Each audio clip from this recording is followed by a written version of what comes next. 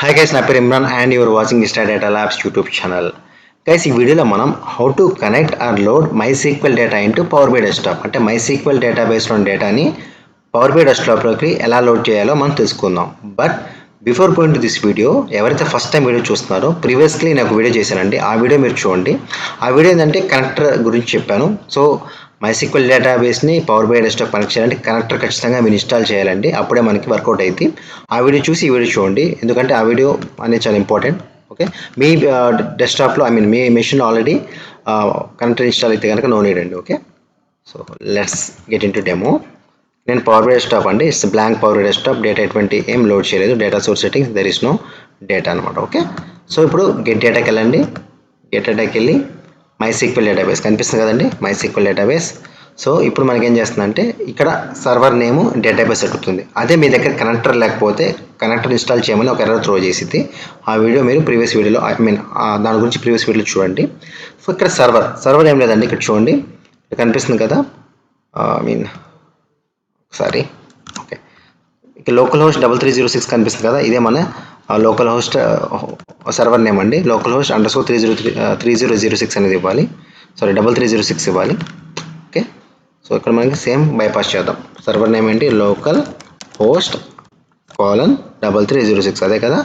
Database ఏంటి మనకి ఇక్కడ వర్క్ బెంచ్లో ఇస్ట్రా ఆల్రెడీ. ఓకే, ఇదిగోండి ఇస్ట్రా అనే డేటాబేస్. మనం అందులో మనకి ఎంప్లాయ్ టేబుల్ని లోడ్ చేస్తున్నాం. Okay, go to here again, just enter database ఇస్ట్రా. ఓకే, ఇది ఎలా చేయాలంటే నేను MySQL డేటాబేస్ ఎలా ఇన్స్టాల్ చేయాలి, డౌన్లోడ్ చేయాలి చూపించాను, అది చూడండి ఒకసారి వీడియో.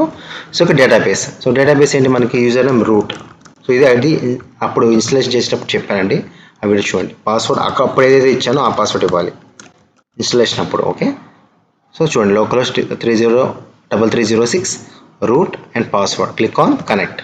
సో ఇప్పుడు ఏమవుతుంది, మనకి MySQL డేటాబేస్లో డేటాని పవర్ బై డెస్క్టాప్ లోడ్ చేస్తున్నాం. సో మనకి ఇక్కడ 2 టేబుల్స్ ఉన్నాయి చూడండి, అదే కాదో లేదో.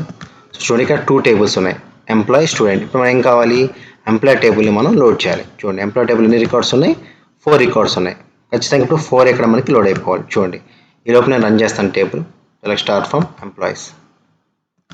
చూడండి, మనకి 4 రికార్డ్స్ చూసారా. ఈ 4 రికార్డ్స్ మనకి పవర్ డెస్క్టాప్ లోడ్ అవుతాయి ఖచ్చితంగా. చూడండి ఒకసారి టేబుల్ వ్యూకి రండి. చూసారు, ఈ 4 రికార్డ్స్. ఇంకా మీకు ప్రూఫ్ ఆఫ్ కాన్సెప్ట్ కావాలంటే ఇక్కడ క్లిక్ చేయండి, డేటా సోర్స్ సెట్టింగ్స్, మీరు ఇక్కడ చూడొచ్చు. This is MySQL. ఓకే, కాబట్టి ఇప్పుడు నేను ఇంకో రికార్డ్ ఇన్సర్ట్ చేస్తాను. For timing, for understanding, insert into table name. Okay, values. Okay,